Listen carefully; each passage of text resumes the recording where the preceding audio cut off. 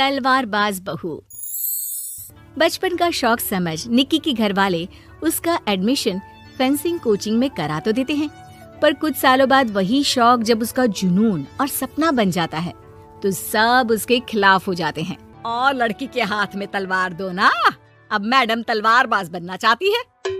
बच्ची का शौक समझ दाखिला करवा दिया, क्या पता था ये सब देखना पड़ेगा। अरे बहुत हो गई तलवारबाजी, आज से तू सिर्फ रसोई और बेलन देखेगी। पर मम्मी पापा, फेंसिंग भी फुटबॉल और क्रिकेट की तरह एक स्पोर्ट है। थोड़ी और प्रैक्टिस के बाद मुझे स्टेट, फिर नेशनल और फिर इंटरनेशनल खेलने का मौका भी मिल सकता है। निक्की की बात से भड़के हुए घर वाले आगे कुछ सुने या समझे बिना उसके घर में रहने का ऐलान कर देते हैं, जिसके कुछ हफ्तों बाद निक्की की आयुष के साथ शादी हो जाती है। ससुराल पहुंचने के कुछ दिनों बाद बहुत हिम्मत के साथ निक्की फिर वही फरियाद लिए इस बार अपनी सास के पास जाती है। मम्मी जी, क्या मैं कोचिंग दोबारा शुरू कर सकती हूँ? कैसे कोचिंग? तेरे मम्मी पापा ने तो हमें किसी कोचिंग या पढ़ाई के बारे में नहीं बताया। वो पढ़ाई नहीं, फेंसिंग की कोचिंग है। और देख, अपने अंग्रेजी के बड़े बड़े शब्द ना मुझसे ना बोला कर, सीधे सीधे बता कि ये फेंसिंग है क्या। मम्मी पापा के साथ अपने एक्सपीरियंस के बाद निक्की कोई रिस्क ना लेते हुए सास से झूठ बोल मंजूरी ले लेती है, और इसी के साथ निक्की के सपनों की दुनिया शुरू हो जाती है, जिसमें अब वो सुबह उठ जल्दी जल्दी घर का सारा काम खत्म करके ज्यादा से ज्यादा समय अपनी फेंसिंग प्रैक्टिस में बिताने लगती है। इसी तरह महीने बीत जाते हैं। वाओ, आई कांट बिलीव, जो सपना एक बार नामुमकिन लग रहा था, आज मैं उससे सिर्फ 2 हफ्ते दूर हूँ। निक्की, तुम बहुत अच्छा कर रही हो, बस अपने फॉर्म को खराब मत होने देना, और नेशनल्स का मेडल तुम्हारे गले में आना पक्का है। इस बात को सुनकर निक्की नेशनल गेम की खुशी में झूमती हुई जैसे ही उस शाम घर पहुंचती है तो आयुष को पैर में प्लास्टर के साथ सोफे पर बैठा देख परेशान हो जाती है। ये क्या, कैसे हुआ? किसी ने मुझे फोन क्यों नहीं किया? ऑफिस से आते हुए रास्ते में किसी ने टक्कर मार दी, इसलिए बहू कल से इसके ठीक होने तक तू कोचिंग से छुट्टी ले ले, डॉक्टर ने पूरा बेड रेस्ट बोला है। पति की हालत और सास की बात से हैरान परेशान निक्की आगे कुछ बोले बिना अपने कमरे में चली जाती है। अब मैं क्या करूंगी? दोनों तरफ मेरी जिम्मेदारी है, अगर एक भी पूरी नहीं की तो लाइफ में दोबारा सुकून की सांस नहीं ले पाऊंगी। सच बता दूं क्या? नहीं, अगर इन्होंने भी घर में कैद कर लिया तो बचा कुचा मौका भी खो दूंगी। भगवान, आपने मुझे कहाँ फंसा दिया। मन ही मन ये सब सोचते हुए निक्की घर के काम और पति की सेवा में लग जाती है। इसी तरह 1 हफ्ता बीत जाता है। बहुत सोचने के बाद भी जब कोई दूसरा रास्ता नहीं दिखता तो निक्की सबको फेंसिंग की सच्चाई बताने का फैसला करती है और सास और पति के पास आती है। मम्मी, आयुष, मुझे आप दोनों से एक बात करनी है। तुम्हें भी मम्मी की तरह गैस हो गई है क्या? तू भी बूढ़ी औरत की मजाक उड़ा ले। एक दिन जब तेरे बच्चे तेरा मजाक उड़ाएंगे ना तो मैं भी उनके साथ बैठकर हंसूंगी। घर का ये हंसता खेलता माहौल देखकर निक्की आगे कुछ बोल ही नहीं पाती।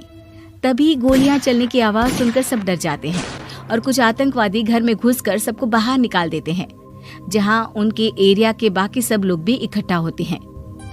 कोई किसी भी तरह के होशियारी नहीं करेगा, हमें बस कुछ समय के लिए चुप रहने की जगह चाहिए, इसलिए अगर तमीज में रहोगे तो जिंदा बच जाओगे, और अगर मरने का ज्यादा मन हो तो अपना सीआईडी वाला दिमाग चला सकते हो। डर की वजह से कोई इसके आगे कुछ नहीं बोलता। कुछ घंटे इसी तरह आतंकवादियों की कैद में बैठे रहने के बाद निक्की की सास गुस्से में चिल्लाने लगती है। अरे तुम कल मुँहों को आम लोगों को परेशान करने के अलावा और कुछ नहीं आता क्या? मैं कहती हूँ, अरे एक एक को मेरी बद्दुआ लगेगी, कोई जिंदा नहीं बचेगा। ये आप क्या कर रही हो मम्मी? सॉरी, वो परेशान हो गई इसलिए कुछ भी बोल दिया। प्लीज इन्हें छोड़ दीजिए, आप कुछ नहीं बोलेंगी। अरे तू डरपोक की तरह इनसे माफी मांग रहा है, कुछ तो अपने पापा के गुण ले लेता। अगर आज वो यहाँ होते तो इतनी देर में सबका गला काट चुके होते। क्या मतलब? नहीं मम्मी, प्लीज दोबारा वही सब शुरू मत करना। आखिर कोई मुझे भी बताएगा कि बात क्या है। तेरे ससुर जी अपने समय के सबसे बेहतरीन और उम्दा तलवारबाज थे। कोई कितनी भी बड़ी बंदूक या कितने भी ज्यादा हथियारों के साथ उनके सामने क्यों ना आ जाए, सबको एक एक करके चित कर देते थे। वाह, ससुर जी और क्या क्या करते थे?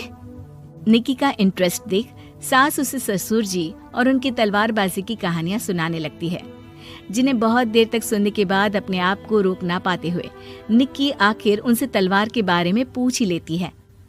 मम्मी जी, क्या पापा जी की वो तलवार आज भी आपके पास है? अरे इन्होंने अपने बेटे से ज्यादा उस तलवार से प्यार किया है तो फेंक कैसे देती, संदूक में संभाल कर रखी है। आयुष की बात सुन निक्की की आंखें चमक उठती हैं और वो सब कुछ भूल तलवार निकालने की बात कर बैठती है, जिसे सुन बाकी दोनों की आंखें फट जाती हैं। क्या बोला, जरा फिर से बोल। क्या कहानियां सुनकर तुम भी अपने आप को झांसी की रानी समझने लगी? यही समझ लो कि तुमने झांसी की रानी के साथ ही शादी की है। ओ मोहतरमा, जरा सपनों की दुनिया से बाहर निकल आओ और शांति से बैठ जाओ, आई बड़ी झांसी की रानी बनेगी।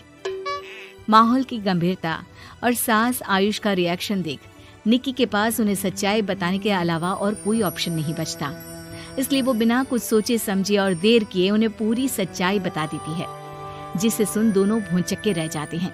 और इसी के साथ अगले हफ्ते मुझे नेशनल्स खेलने का भी मौका मिला है, भरोसा कीजिए मैं कर सकती हूँ।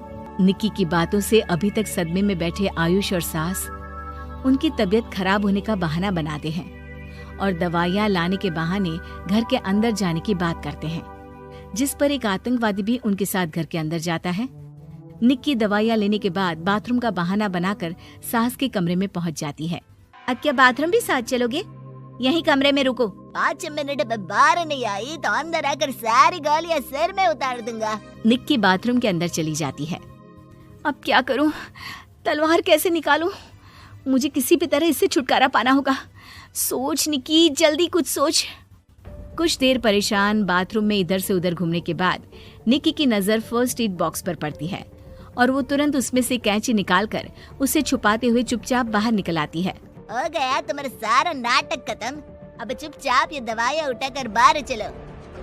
ऐसा बोलकर जैसे ही आतंकवादी मुड़ता है, निक्की तुरंत उसकी गर्दन पर कैंची से वार कर देती है और उसकी बंदूक हाथ में लिए संदूक से तलवार निकालने लगती है, जिसके कुछ देर बाद वो घर के पीछे वाली खिड़की से बाहर निकलकर छुपकर एक एक करके सब आतंकवादियों पर वार करके उन्हें घायल कर देती है।